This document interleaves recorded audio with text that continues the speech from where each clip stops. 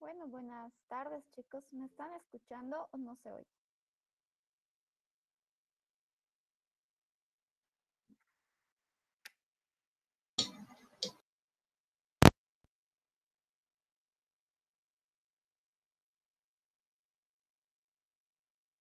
Sí, eso estoy bien. Ahí, ¿escuchan? ¿Sí? Está mejor. Ahora se le escucha, doctora. En las dos reuniones, ¿no? ¿Están escuchando todos? A ver, confírmenme. Sí, doctora. Sí, doctora. Ya. A ver, vamos a entonces empezar.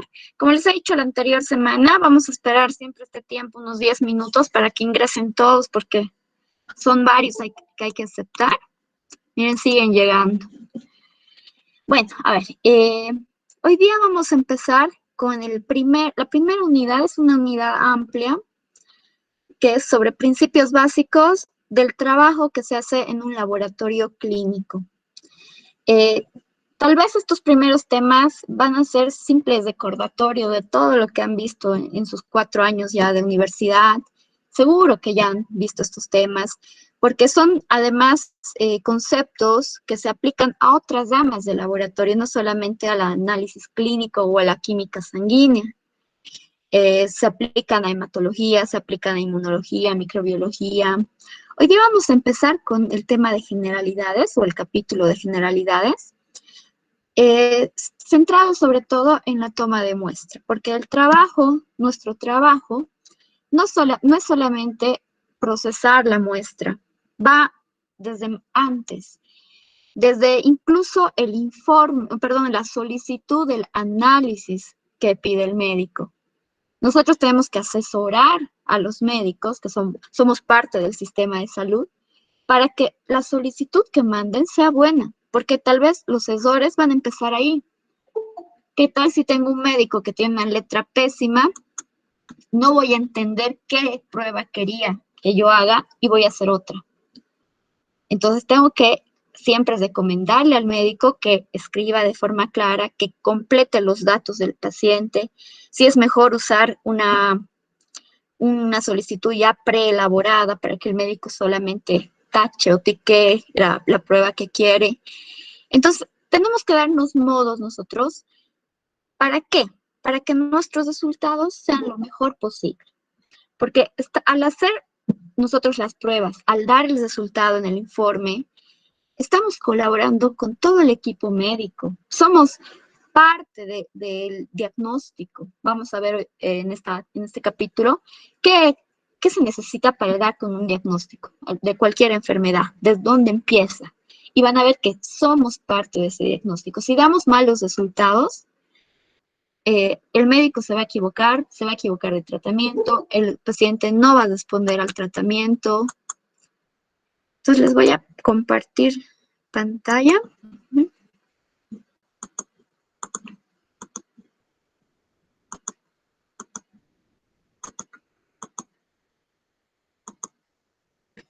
Ya están viendo mi pantalla, ¿no? Los dos grupos.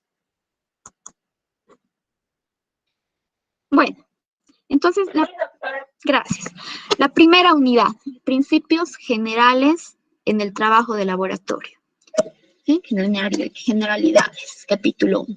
Ya, entonces nuestra materia se llama bioquímica clínica, chicos. ¿Qué es la bioquímica clínica? Es toda la bioquímica general que ya han aprendido ustedes, que han visto los años anteriores, pero ahora aplicada primero al diagnóstico de las enfermedades, aplicada al seguimiento de los pacientes, aplicada a la prevención de los pacientes, para la prevención de las enfermedades, a valorar la respuesta que tiene al tratamiento un paciente. Entonces, por eso es bioquímica clínica. Vamos a aplicar todos esos conocimientos bioquímicos, las rutas metabólicas, todo lo que han visto con los distintos grupos de moléculas químicas, pero aplicado al poder solucionar el problema que tiene el paciente. ¿Okay? Entonces, es una especialidad de la bioquímica general, dice, que efectúa una descripción sistematizada de todos aquellos procesos que suceden normalmente en el organismo, es decir, procesos fisiológicos. ¿Y cuál es su arma de la bioquímica clínica? Los análisis de laboratorio, los análisis clínicos. Estos análisis clínicos nos van a permitir, como les he dicho, dar con el diagnóstico, hacer el seguimiento, valorar el tratamiento al paciente en sus distintas enfermedades. ¿Okay? Y estos análisis clínicos se van a realizar a través de distintos métodos y distintas técnicas. Y ahí viene la diferencia, por eso está subrayado aquí, métodos y técnicas.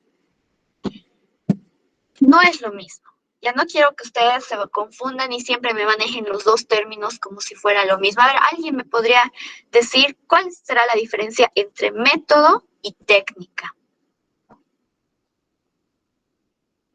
La técnica es la técnica que se va a realizar a la hora de realizar digamos, una prueba o una prueba que se ha realizado.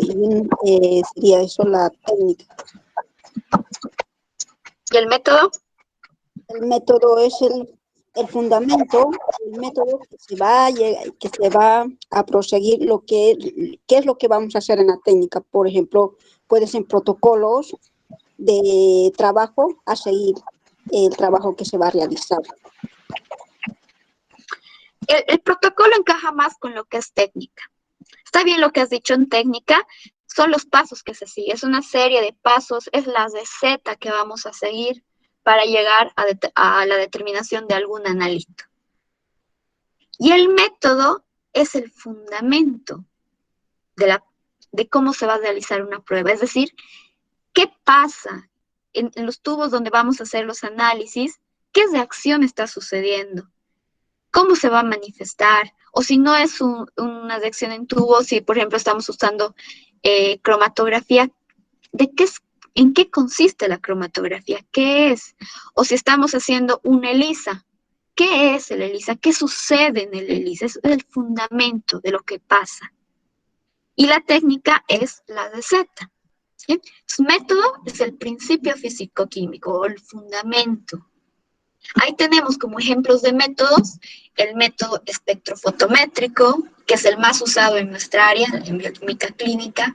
Tenemos el método cromatográfico, inmunocromatográfico, método ELISA, método CLIA, el RIA, en inmunología todos esos métodos.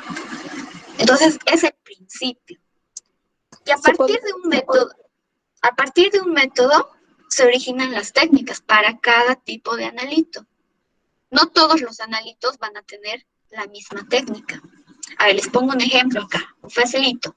Tengo la determinación de glucosa y determinación de ácido úrico. Ambos son métodos espectrofotométricos. Ambos se llaman métodos Trinder, porque el producto final desarrollado es un complejo coloreado quinoneimina, se llama así quinoneimina, en ambos, en la determinación de glucosa y de ácido úrico.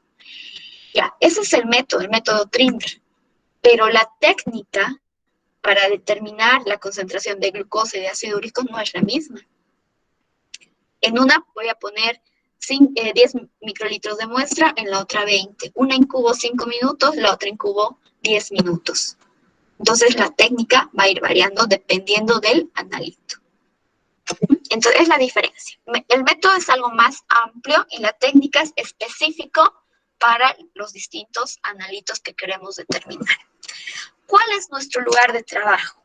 ¿Dónde vamos a desarrollar esa bioquímica clínica? En un laboratorio clínico.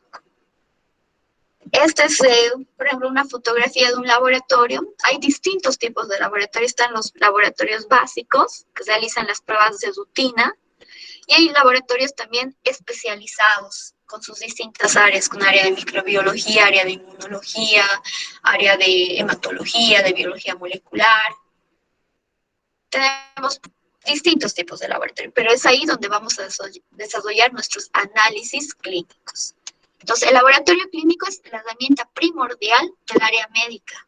Es una de las herramientas que tiene el área médica para poder diagnosticar distintas enfermedades y hacer el seguimiento a los pacientes. pacientes.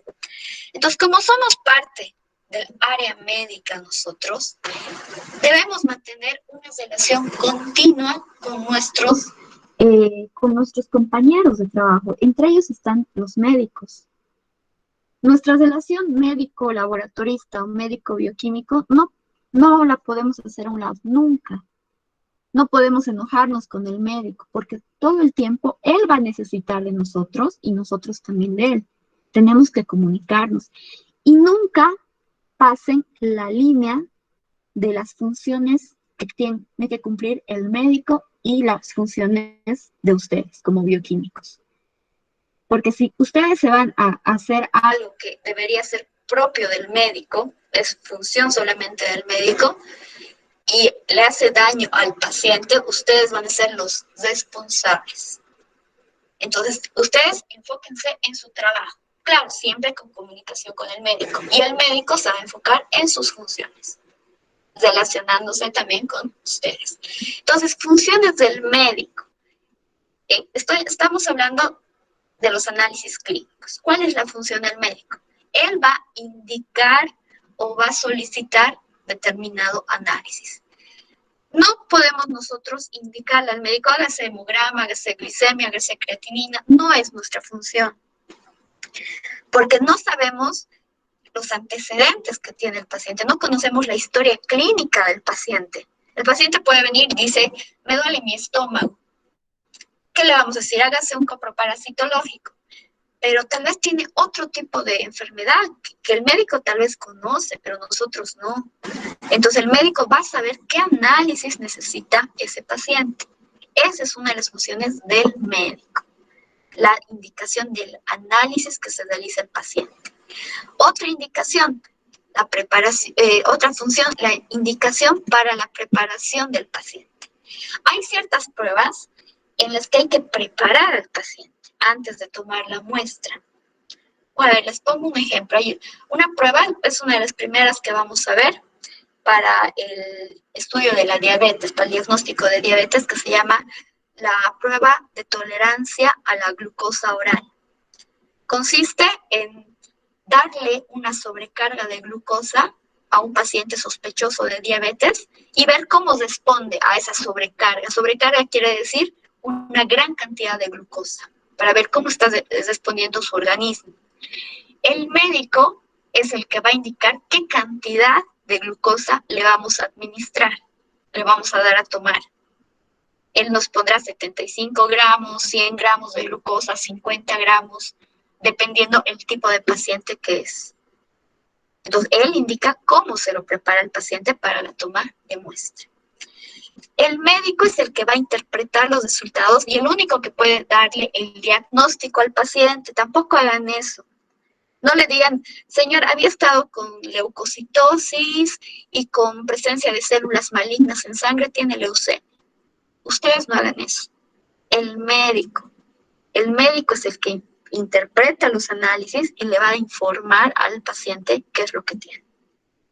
Y finalmente, algo que tampoco debemos hacer, y esto se ve en las farmacias mucho, el médico es el que debe indicar el tratamiento, dar la indicación terapéutica. Sí, nosotros conocemos de medicamentos, hemos avanzado, farmacología, farmacia clínica, pero es solamente el médico el que está autorizado por su título para dar una indicación terapéutica. Nosotros tenemos otra función en cuanto al tratamiento. Nosotros vamos a ser los que vendamos el medicamento, le hacemos llegar al paciente, o le mandamos, si estamos en un hospital, mandamos las dosis requeridas para determinados pacientes.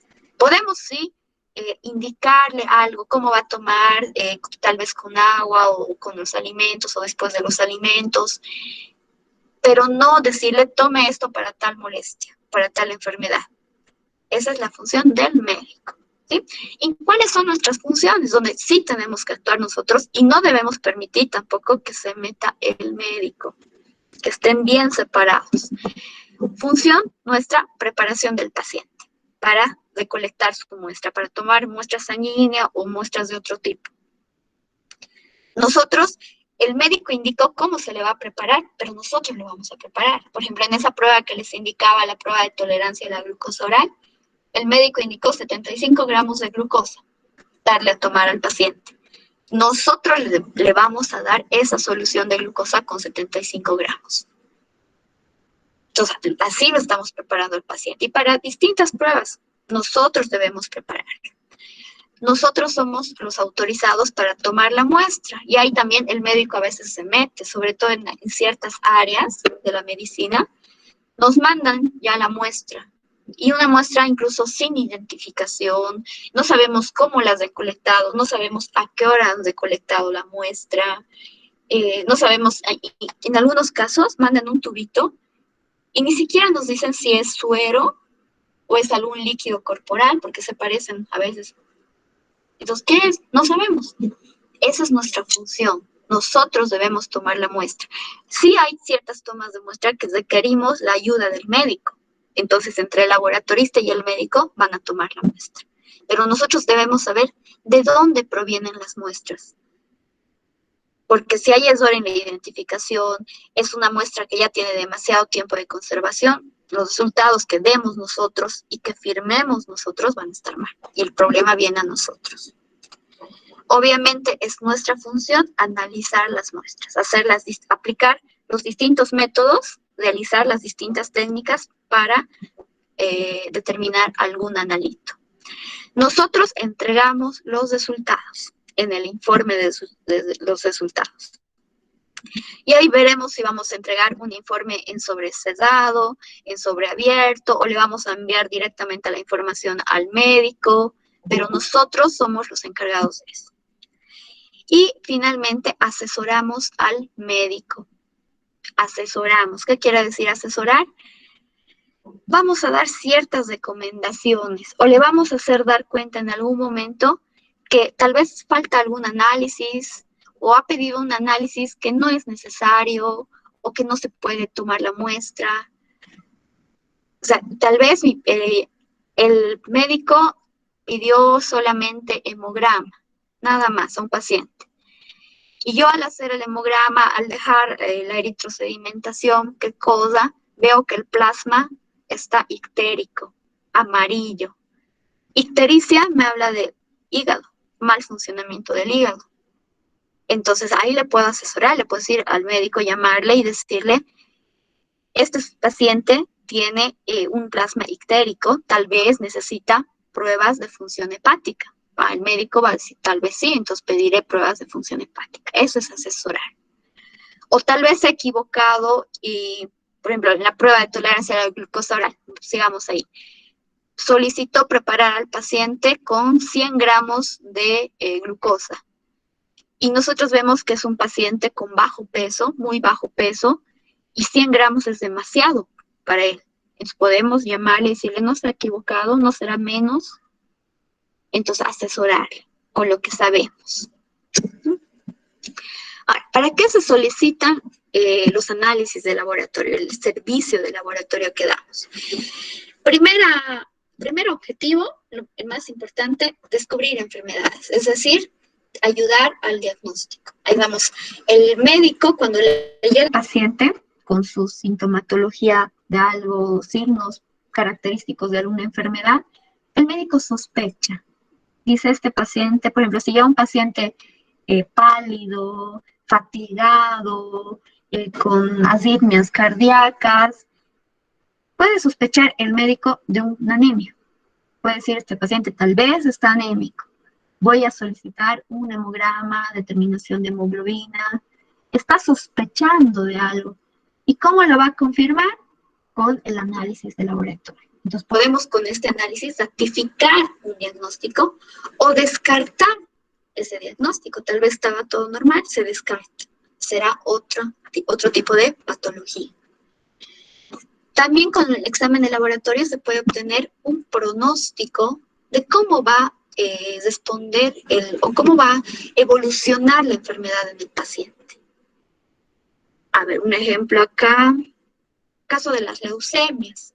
Hay leucemias que son muy agresivas, que no van a responder al tratamiento. Entonces, diagnosticamos, clasificamos a una leucemia agresiva y el médico va a saber que la quimioterapia no va a ser suficiente. Ya para qué darle quimioterapia a ese paciente, le va a pedir o que piense mejor en un trasplante de médula ósea, porque sabe que la quimioterapia para un tipo de leucemia no sirve.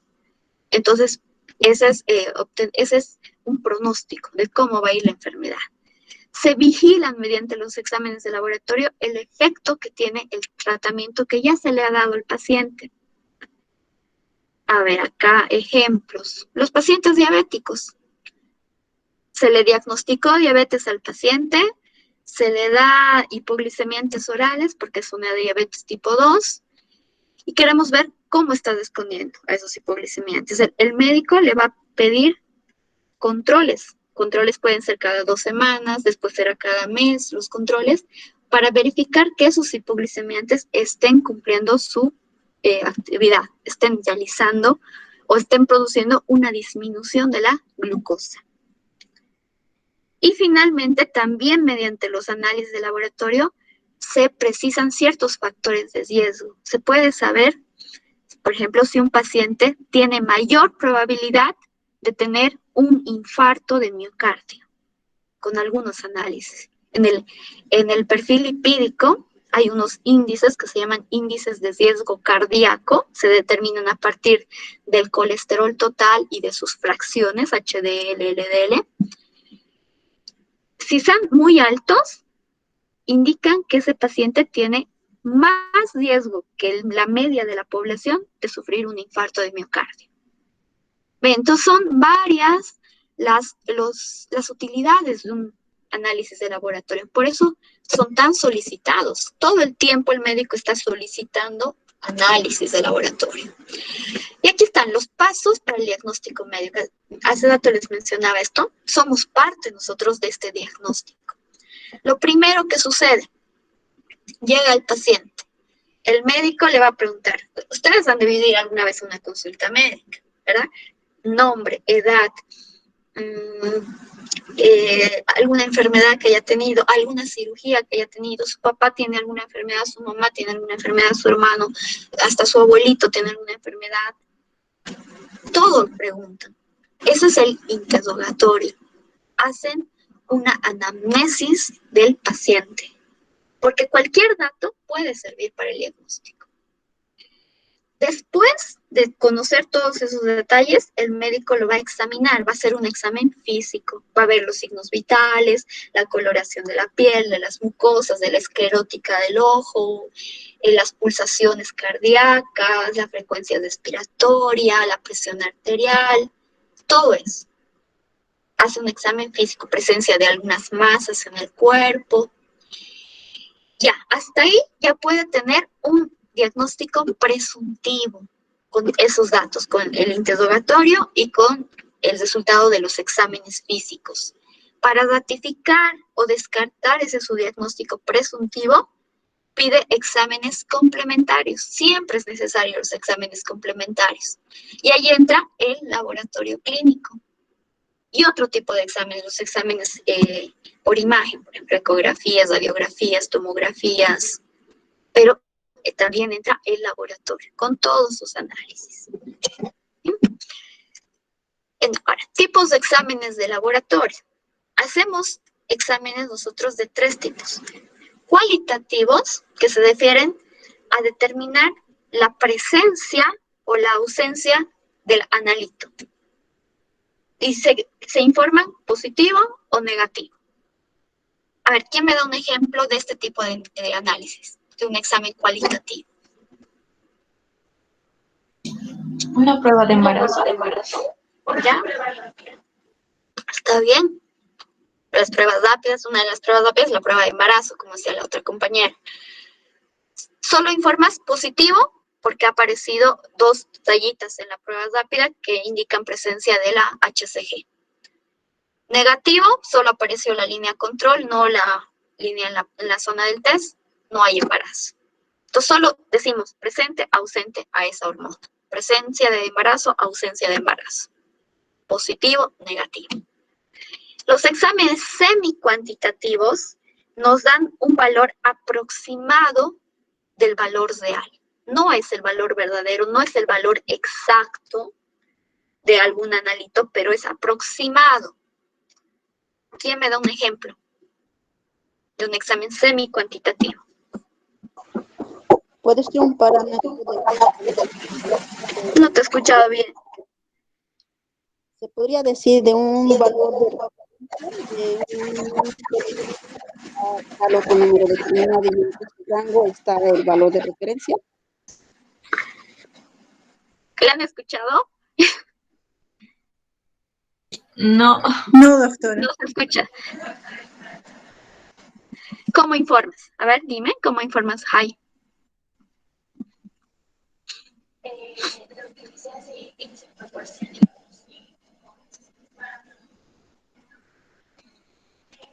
Haces diluciones, ¿verdad? Haces diluciones y sacas el título. O sea, primero es positivo o negativo. Si es positivo, tienes que decir qué dilución o qué título. Hay uno en 32, uno en 64, como decía. Está bien, esa es una prueba semi-cuantitativa. Le estamos dando un aproximado. Al decirle esa dilución, al médico le estamos informando aproximadamente esta cantidad, pero no es el valor exacto. Otro tipo de pruebas aquí, vamos a ver en los temas que nos toca, en la orina, al hacer con la tira, ¿en qué se califica esa tira? ¿Han hecho alguna vez ya prueba de orina? Hay distintos parámetros, ¿no? En la orina hay glucosa, cetonas, están las bilirrubinas, sangre, leucocitos, en cruces. Bueno, va desde trazas hasta 3 o 4 cruces. Una cruz, 2 cruces, 3. El informar por cruces también es una prueba semi-cuantitativa. Estamos dándole un aproximado, pero no el valor exacto. Y finalmente los exámenes cuantitativos. Ahí sí determinamos la concentración del analito e informamos el valor real, el valor verdadero, junto a sus unidades de concentración. Y aquí están casi todos los exámenes que vamos a ver en nuestros temas: glucosa, proteínas, los lípidos, colesterol, triglicéridos, enzimas hepáticas, pancreáticas, todo eso. Vamos a ver los análisis que se necesitan para determinar de forma cuantitativa estos analitos. Entonces, esos 3 tipos de exámenes hacemos en el laboratorio. Y el proceso de laboratorio, en el que se llevan a cabo las cosas en el laboratorio, tiene 3 etapas. Siempre, todo proceso de laboratorio. La etapa preanalítica, analítica y posanalítica. Creo que me entienden, ¿no? Preanalítica, antes del análisis. ¿Qué está antes del análisis? La toma de muestra. ¿Ya? ¿Qué más? Preparación del paciente. Exacto. ¿Perdón? Preparación del material para la toma de muestra. Ya, preparación del material también. Ahorita vamos a ver qué tan importante es el material que usemos. Hay muestras que no se van a tomar en el laboratorio. La muestra de orina de heces las recolectan generalmente en la casa, en el domicilio de los pacientes. La recepción de esas muestras también es parte de la etapa preanalítica. La misma solicitud de las pruebas de laboratorio es parte de la etapa preanalítica. La separación, por ejemplo, si necesitamos suero o necesitamos plasma, esa centrifugación para separar estos componentes está dentro de la etapa preanalítica. O sea, todo lo que sucede hasta que yo tenga mi muestra lista para procesar con los reactivos necesarios. Todo lo que ha sucedido antes. En la etapa analítica es el análisis. Toda la técnica que se desarrolla para llegar al resultado. Y la etapa postanalítica, lo que viene después. Ya he obtenido el resultado gracias a la etapa analítica. ¿Qué voy a hacer después?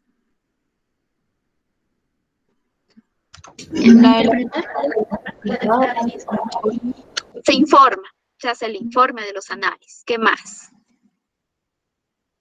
Damos el resultado que hemos obtenido. Entregamos el resultado, la entrega del resultado. Almacenamiento de muestra. ¿Ya? Bueno, almacenas para tener un respaldo, digamos, pero ya no es parte del análisis, ya has analizado, ya tienes tu muestra. En todo caso, sería el archivar los resultados, la información, es parte de la etapa postanalítica. Incluso el análisis al resultado. Has sacado el resultado, tienes que analizarlo, no puedes informar lo que sea. Tienes que analizar y ver si está dentro, no, tal vez no dentro de lo normal, porque los pacientes que tienen alguna enfermedad no van a estar dentro de lo normal, pero sí está dentro de lo aceptable. Por ejemplo, a ver, yo he visto muchos errores de este tipo y sobre todo son al momento de la transcripción, no sé. Leucocitos informan, no, eritrocitos, ¿será? 1000 por milímetro cúbico. O sea, ya, un paciente anémico, 1000, 2000 por milímetro cúbico. ¿Estará bien eso? ¿Será lógico eso? ¿O será que al transcribir ha habido algún error? ¿O se han comido ceros ahí? ¿Cuánto es el número normal de eritrocitos?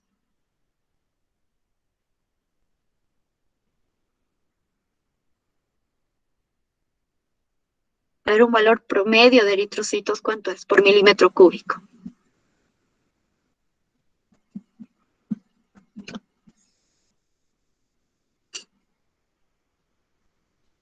Ujú.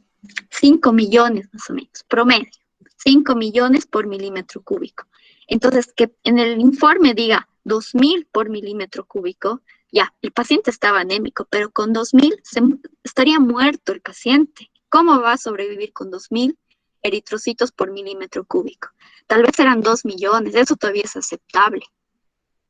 Entonces, analicen si es que está bien el resultado, si es que entra dentro lo compatible con la vida, si es que no ha habido algún error de transcripción, o nosotros mismos al escribir, por escribir rápido, nos comemos las comas, tal vez era nuestro resultado 14,7 y nos hemos comido la comita y parece 147.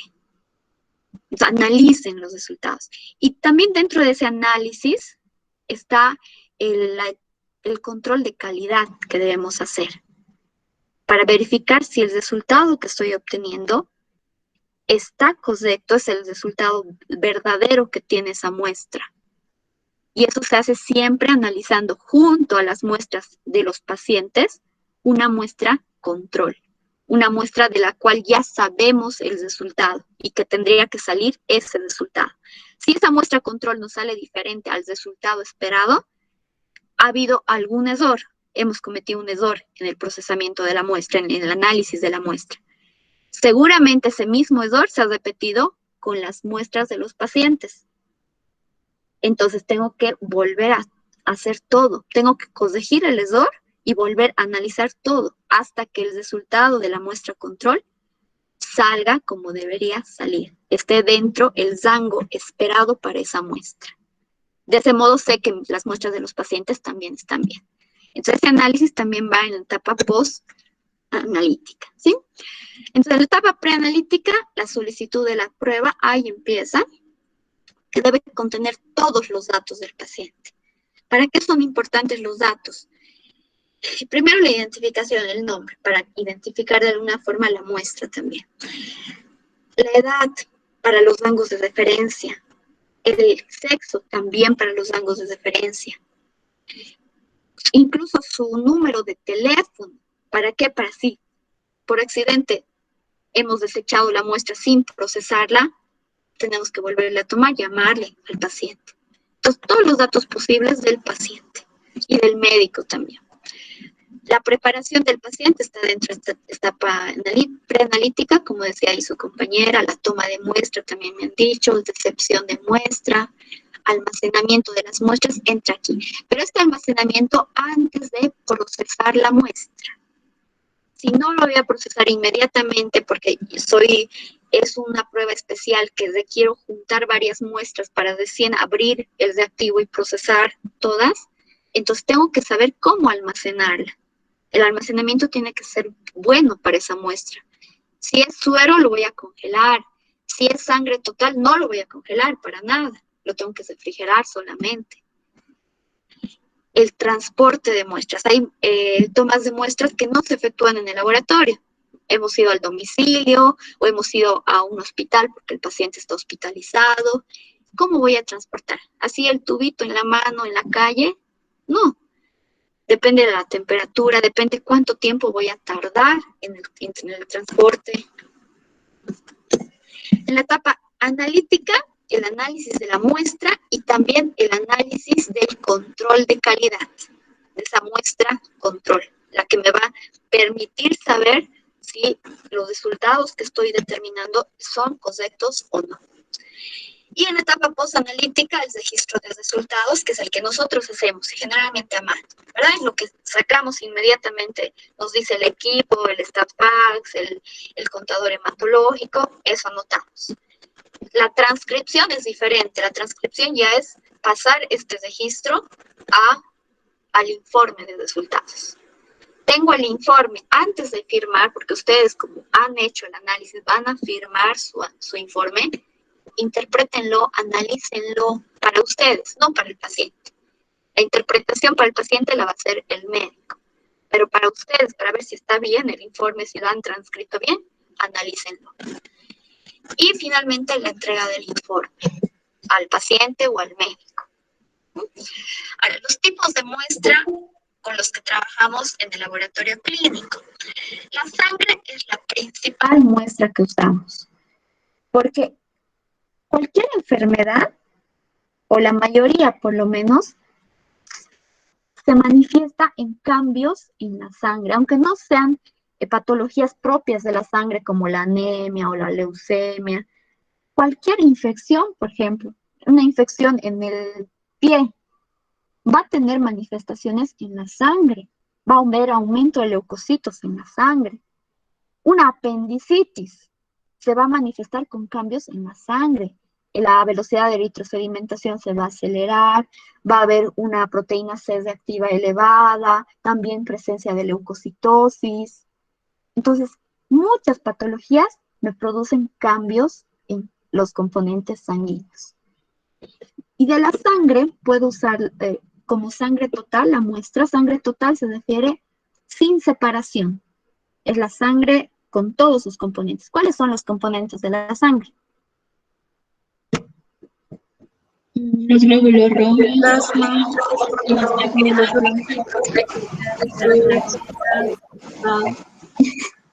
Creo que los escuchaba. Plasma. Alguien ha dicho plasma. ¿Está bien? Han dicho glóbulos rojos, blancos y plaquetas, creo, ¿no? Está bien.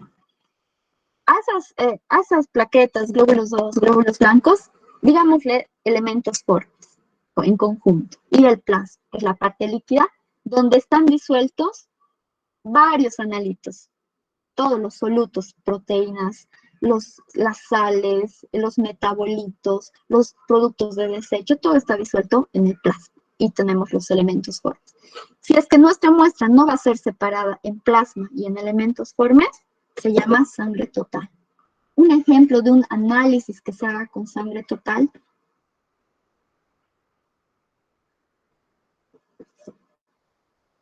grupo sanguíneo, Ya, grupo sanguíneo. hematología, doctora. La mayoría de las pruebas, ¿no? Hemograma, empezamos por el hemograma, que es el básico, se hace con sangre total. Entonces, ahí vamos a necesitar sangre total, vamos a necesitar probablemente usar anticoagulante para que no se coagule la sangre total. Hay otras pruebas en las que necesitamos usar suero y otras plasma. ¿Cuál es la diferencia entre suero y plasma? El factor de coagulación. El plasma tiene factor de coagulación y suero no. Bien, en composición esa es la diferencia. El suero no tiene factores de coagulación, el plasma sí. En el modo de recolección, ¿cuál es la diferencia?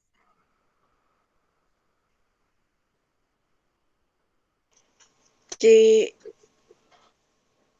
se va a recolectar si es que queremos tener el plasma, si es anticoagulante o si es el suero en tubo sin anticoagulante. Muy bien. Para recolectar una muestra de suero, no uso anticoagulante. Tomo la muestra en un tubo, se llaman tubos secos, porque no tienen ningún aditivo, y dejo que coagule. Dejo en baño María que coagule, que se retraiga el coágulo, y recién centrifugo. Y como ya ha habido coagulación, los factores de coagulación se han gastado, ya no están presentes. Y para el plasma, sí voy a usar algún anticoagulante, cualquier anticoagulante, puede ser citrato de sodio, LDTA, heparina. Puedo centrifugar inmediatamente esa muestra y la parte líquida que separe tiene factores de coagulación porque no han sido utilizados y ese es el plasma. ¿Sí? Hay ciertas pruebas que nos permiten usar o suero o plasma, es indiferente. Pero hay otras que nos indican suero. Entonces no puedes usar plasma ahí. O te indican plasma, no puedes usar suero. Tienes que respetar. ¿Eso dónde lo van a encontrar, ese dato? En los insertos de los reactivos. Ustedes seguramente cuando ya vayan practicando, vayan a hacer su internado, luego trabajen en el laboratorio, en su cabeza ya va a estar toda la técnica. Cuánto poner, cuánto incubar, cuánto tiempo incubar. Pero dense el tiempito de si van a cambiar desde activo, otra marca, vean qué dice esa técnica nueva. Tal vez no es igual que la anterior. Tal vez en esa otra marca que están empezando a usar, en vez de utilizar suero, te dice usar plasma. O decía solamente suero la anterior técnica, ahora te permite el uso de suero y plasma. Entonces, lean el inserto de los reactivos. Ahí está toda la información necesaria para hacer una buena técnica, para desarrollar la técnica. Ahora, la sangre es un tipo de muestra. También analizamos en laboratorio clínico orina, muestras de orina, que puede ser orina casual, una sola toma de muestra, o una orina de 24 horas, recolectada en un intervalo exacto de 24 horas. No tiene que ser ni más ni menos, 24 horas. Tenemos las muestras de heces, sobre todo para el área de parasitología y un poco para microbiología. Y otros fluidos biológicos. Una de nuestras unidades, casi la última, es el estudio de líquidos corporales. Hay distintos líquidos, líquido pleural, el acítico, cefalosaquídeo, que también no se analizan tanto como las muestras de sangre, pero en alguna ocasión nos pueden llegar al laboratorio, sobre todo a los que vayan a trabajar en hospitales. ¿Sí? En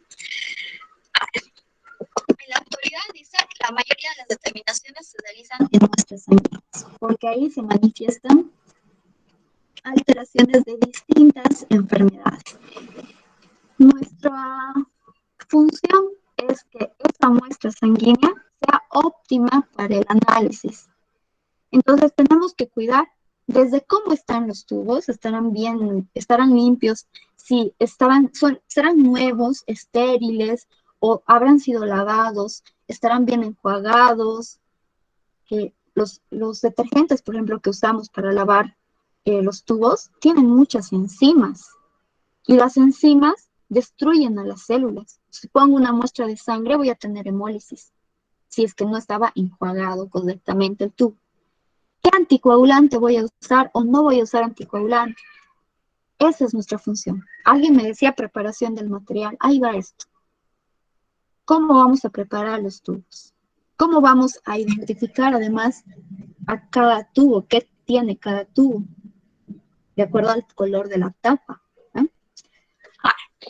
La primera partecita, ¿se acuerdan de la etapa preanalítica? Decía solicitud de exámenes de laboratorio.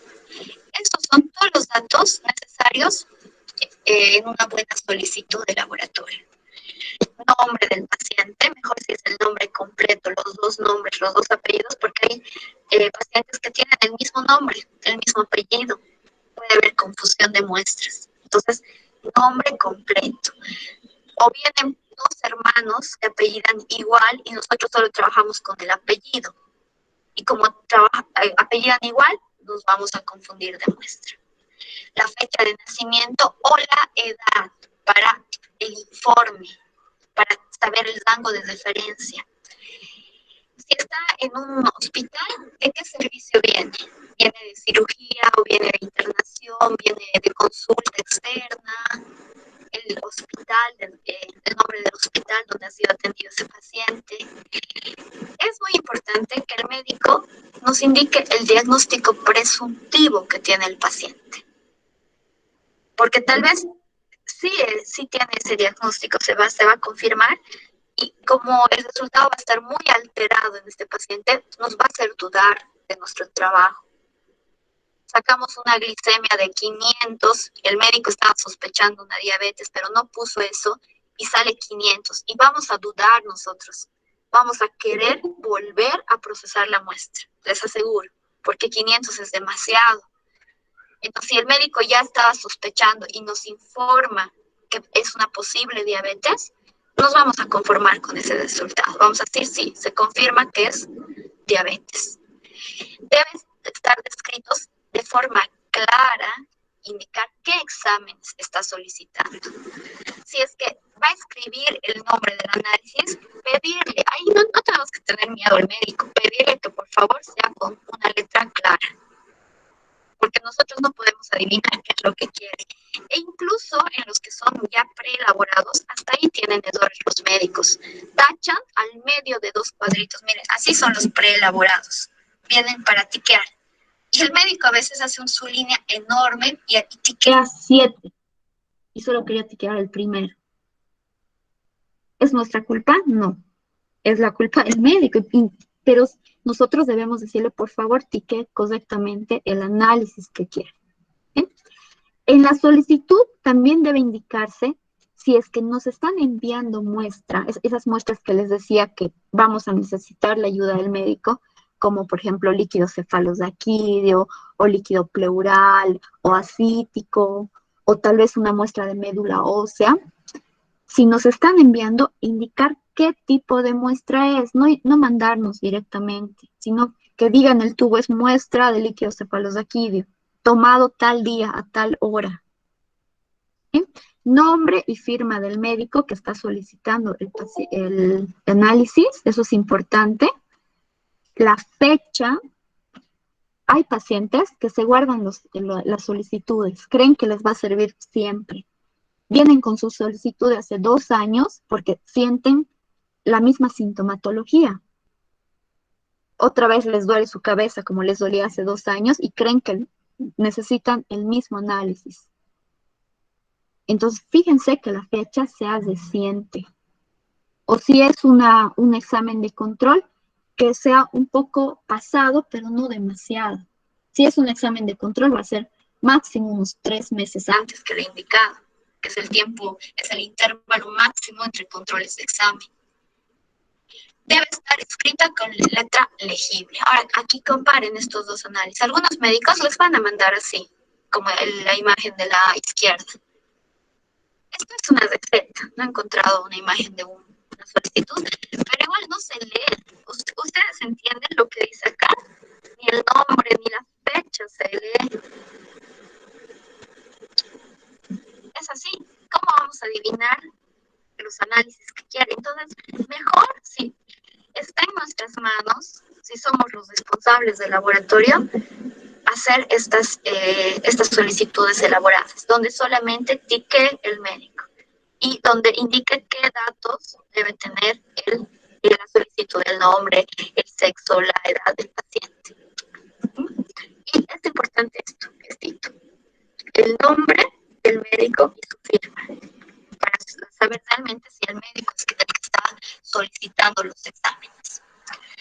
Ahora, viendo la solicitud, sabemos qué análisis tenemos que realizar y según eso preparamos nuestro material para tomar la muestra. Dependiendo qué análisis nos han solicitado, la preparación del material es distinto. Si es un hemograma, voy a preparar los tubos con EDTA. Si es una prueba, un tiempo de protrombina, prueba de coagulación, prepararé tubos con citrato de sodio. La preparación del material, de todos los tubos que voy a recolectar, de las jeringas que voy a usar, todo el material, las torundas de algodón. Algo que tienen que tomar en cuenta que todo material que usen es desechable, es de un solo uso. Ya no se esteriliza el material. Antes usaban esas jeringas de vidrio, no sé si alguien ha conocido de unas jeringas de vidrio, para todos los pacientes. Se esterilizaba, desterilizaba. Ahora ya no. Todo es desechable y todo tiene además una fecha de vencimiento, de caducidad. Aunque al algodón no le pase nada si es que vence su fecha de caducidad, va a seguir siendo algodón, va a seguir siendo absorbente, va a seguir sirviendo para desinfectar, pero si vienen los responsables de sedes, de laboratorios, a inspeccionarles y encuentran algodón vencido, o el alcohol vencido, o las jeringas vencidas, es una sanción para ustedes, para el laboratorio. Entonces, siempre respeten, fíjense, estén revisando que todo esté dentro del límite de expiración. Nada esté pasado, aunque realmente no va a pasar nada con ese material, pero por cuestiones legales, por estas cuestiones de inspecciones, no podemos usar material que ya haya vencido. ¿Bien? Bueno, este sería todo el material que necesitamos para una toma de muestra sanguínea, que es la muestra que más se usa en esta área de bioquímica clínica.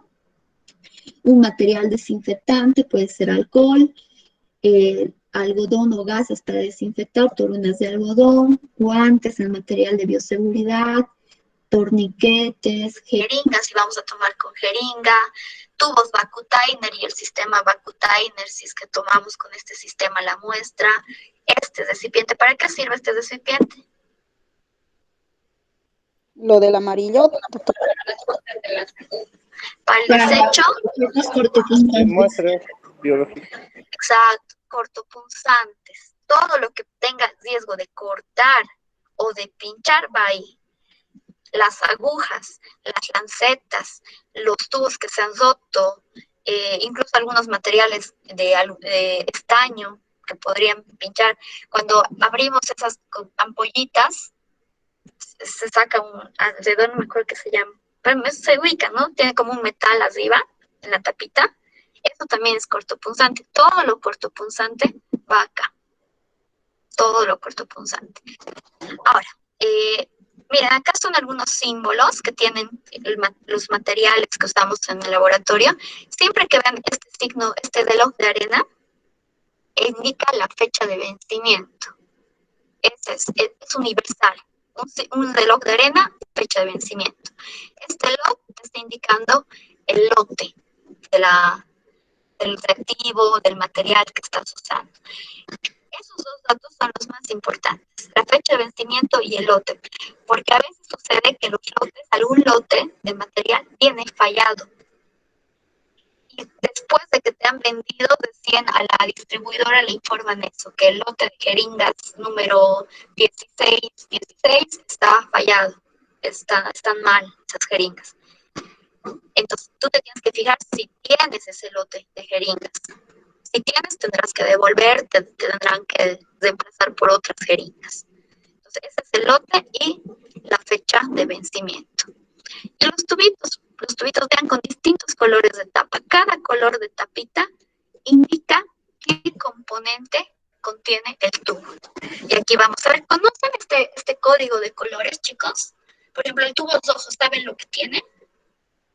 Así sin ver. El tubito con tapa lila, ¿saben lo que contiene? un anticoagulante. ¿Qué anticoagulante? ¿Cuál? EDTA. El de tapa celeste.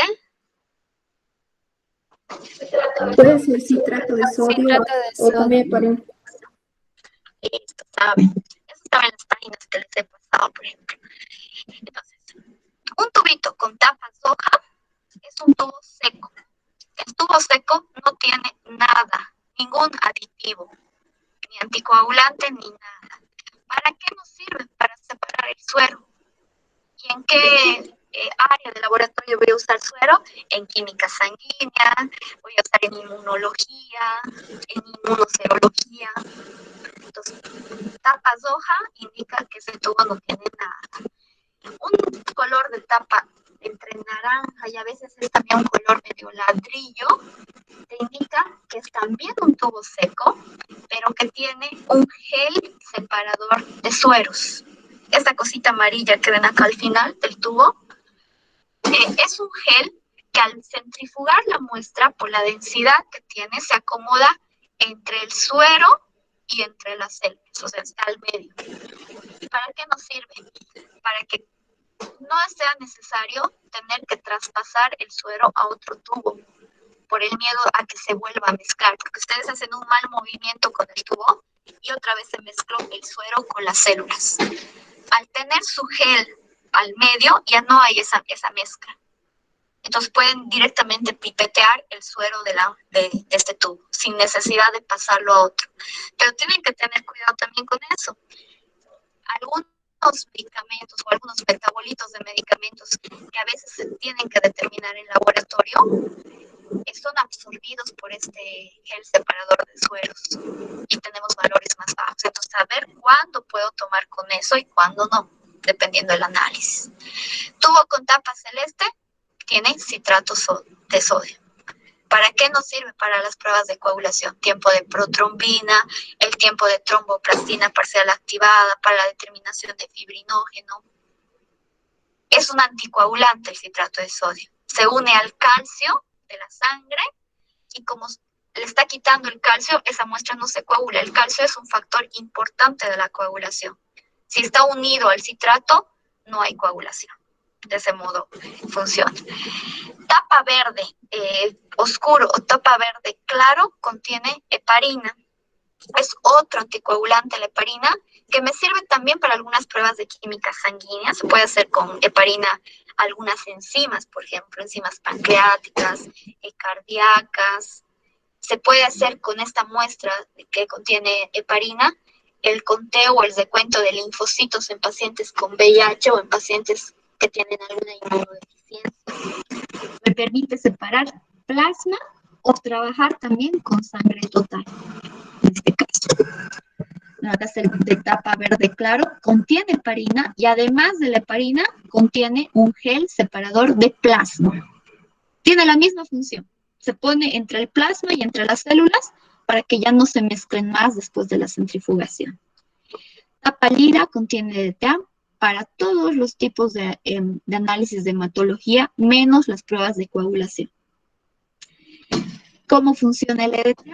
También se une al calcio.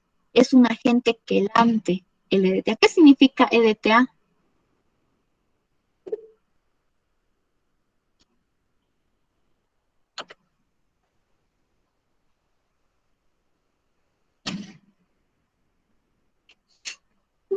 Todo eso les van a preguntar en su internado. Vean que ya están cerca de su internado.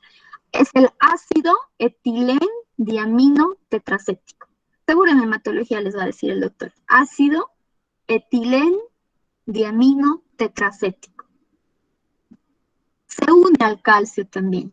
Pero a diferencia del citrato de sodio, la unión entre el EDTA y el calcio es irreversible. Por eso no me sirve para pruebas de coagulación.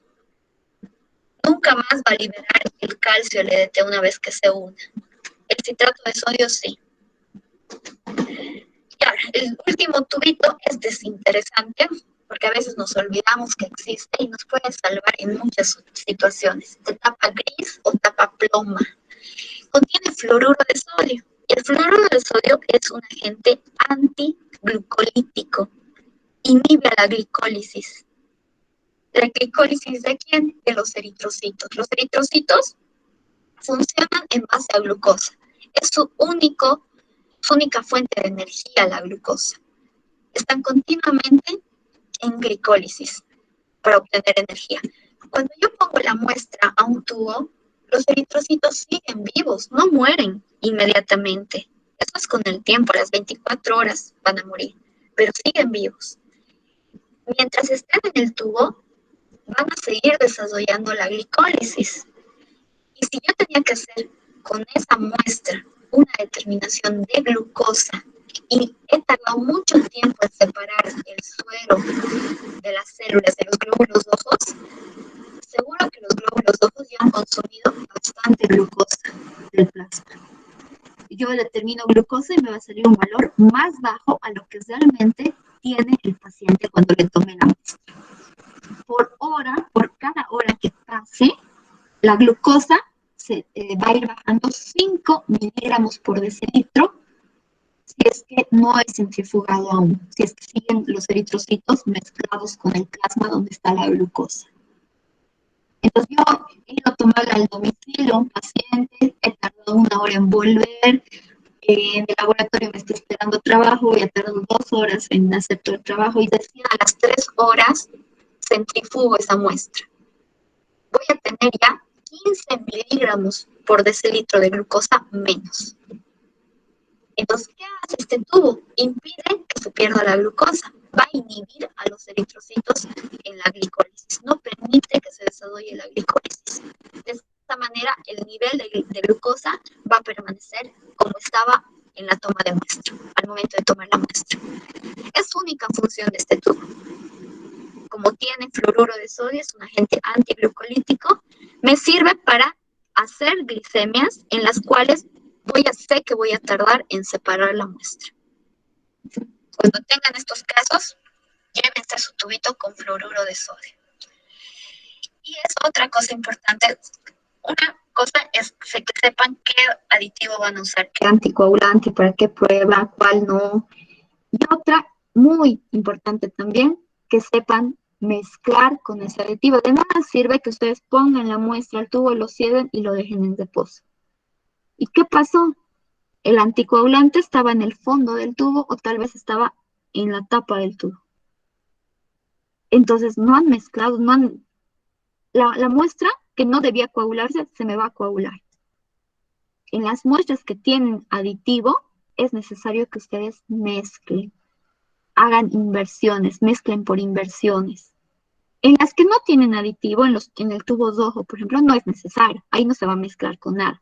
Pero en todas las que tengan los distintos aditivos que hemos visto, heparina, citrato, fluoruro, tienen que mezclar. Mezcla por inversiones. ¿Se han fijado en la tablita? Nos indica cuántas veces, cuántas inversiones hay que hacer.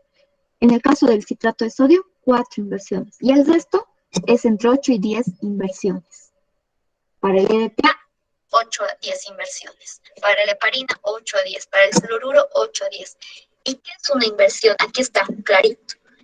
Inversión es ponerlo de cabeza al tubo y volverlo a parar. Esa es una inversión completa. Tengo que hacer esto 10 veces o 4 veces en el caso del citrato de sodio.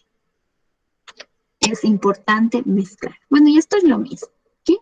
Los mismos colores. El único que aparece acá, diferente a la otra tabla, es el negro.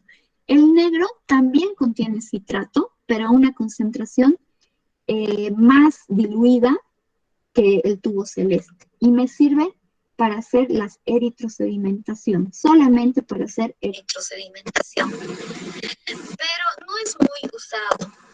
Generalmente, como parte del hemograma, viene la eritrosedimentación. Entonces usamos la misma muestra que usamos para hemograma. Y los resultados son útiles. No se diferencian mucho si uso EDTA o uso citrato de sodio del tubo con tapa negra. Bueno, hasta ahí vamos a ver. Entonces mañana vamos a empezar a ver las interferencias que pueden producir estos aditivos que a veces ponemos con ciertos analíticos. ¿Sí? ¿Alguna pregunta, chicos?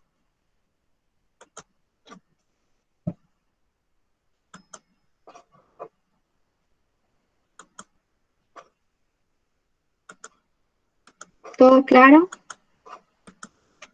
Bueno, pues mañana nos vemos. Ya saben, voy a dar unos 10 minutos para que vayan ingresando todos. ¿Okay? Chao, chicos. Que tengan orden. Hasta luego. Hasta luego, doctora. Doctora. Gracias, doctora. Hasta luego, doctora. Hasta luego, doctora. Chao, chicos.